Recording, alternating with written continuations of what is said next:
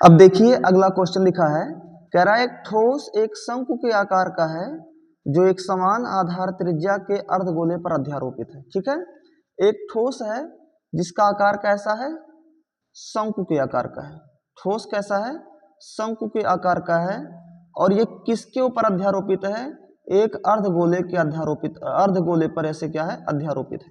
ठीक है, फिर आगे पढ़ते हैं क्या कह रहा है, कहता है कि यदि अर्धगोले का वक्र पृष्ठ शंकु का वक्र पृष्ठ समान हो, अर्धगोले का वक्र पृष्ठ और शंकु का वक्र पृष्ठ समान हो, तो यहां लिख दो अर्धगोले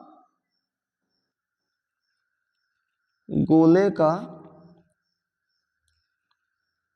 वक्र पृष्ठ ये इक्वल है शंकु का वक्र पृष्ठ, शंकु का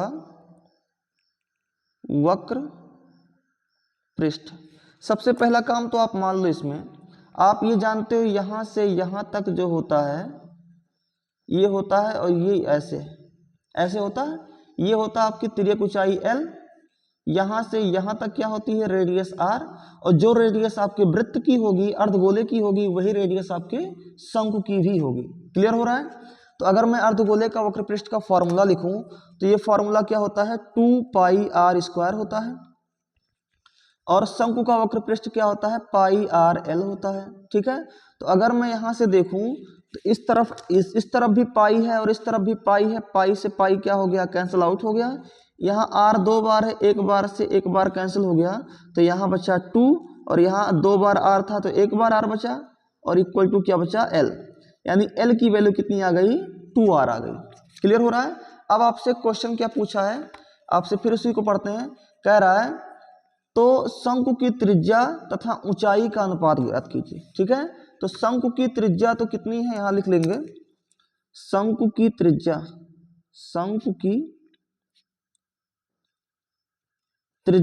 की त्रिज्या कितनी है, r है। अब इसकी ऊंचाई निकालनी है, शंकु की ऊंचाई, त्रिज्या निकालनी है, आप शंकु की ऊंचाई निकालते हैं। तो शंकु की ऊंचाई क्या होती है, h होती है, और शंकु की ऊंचाई का फॉर्मूला आप पढ़े होंगे, h = √l² - r², यही फॉर्मूला पढ़े हैं।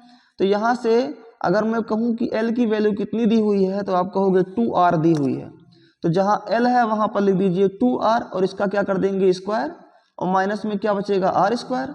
तो 2r का स्क्वायर क्या होता है, 4r², तो रूट में 4r² और माइनस 1r², 4r² में से 1r² घटाइएगा तो आएगा 3r², और आप जानते हैं कि रूट में r² हो तो r बाहर आ जाएगा और अंदर क्या बचेगा, केवल और केवल √3 बचेगा, यानी h बराबर कितना आ जाएगा, r√3।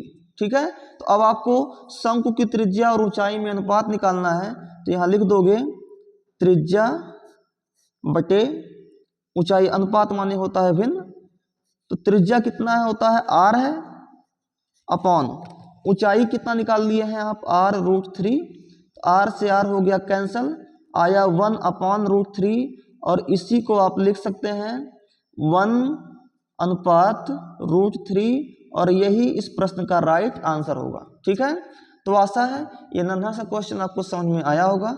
अगर समझ में आ रहा है तो आप वीडियो को लाइक करते रहिए और चैनल को सब्सक्राइब करते रहिए। ठीक है, चलिए मिलते हैं नेक्स्ट क्वेश्चन की तरफ।